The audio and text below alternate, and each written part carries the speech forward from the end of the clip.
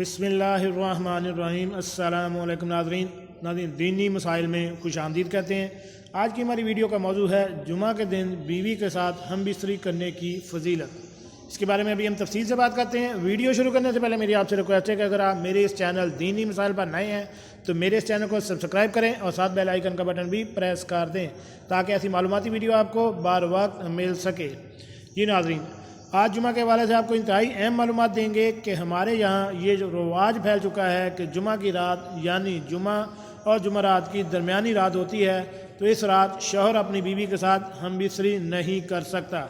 اس معاملے کو پھیلانے میں کچھ ہمارے مفتیان کرام مولوی حضرات جو سب سے آگے ہیں۔ دوسرا، ایک تو دین سے دوری بہت زیادہ ہے کہ بات چلتی چلاتی کہاں پہنچ جاتی ہے۔ آج میں آپ کو اس کی صحیح سند کے ساتھ ایک حدیث بتانے جا رہا ہوں جو اس کے بالکل مخالف ہے۔ اسلام اس کے بارے میں کیا کہتا ہے؟ صحیح بخاری کے حدیث نمبر 881 ہے۔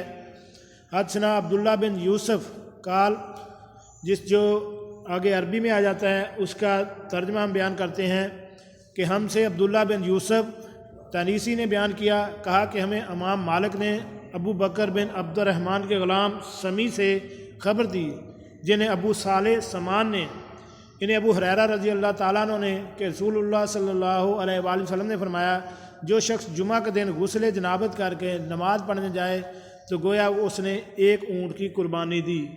اگر اول وقت مسجد میں پہنچا اور اگر بعد میں گیا تو گویا ایک گائے کی قربانی دی، اور جو تیسرے نمبر پر گیا تو گویا اس نے ایک سینگ والے مینڈے کی قربانی دی، اور جو کوئی چوتھے نمبر پر گیا تو اس نے گویا ایک مرغی کی قربانی دی، اور جو کوئی پانچویں نمبر پر گیا تو گویا انڈا اللہ کی راہ میں دیا۔ لیکن جب امام خطبہ کے لیے باہر آ جاتا ہے تو فرشتے خطبہ سننے میں مشغول ہو جاتے ہیں۔ اس حدیث میں 3، 4، 5 پوائنٹ دیے گئے ہیں۔ سب سے پہلے غسل جنابت کر کے جمعہ کی نماز پڑھنے گیا، لیکن جنابت تو تب ہی ہوگی جب بندے نے اپنی بیوی کے ساتھ ہم بستری کی ہوگی۔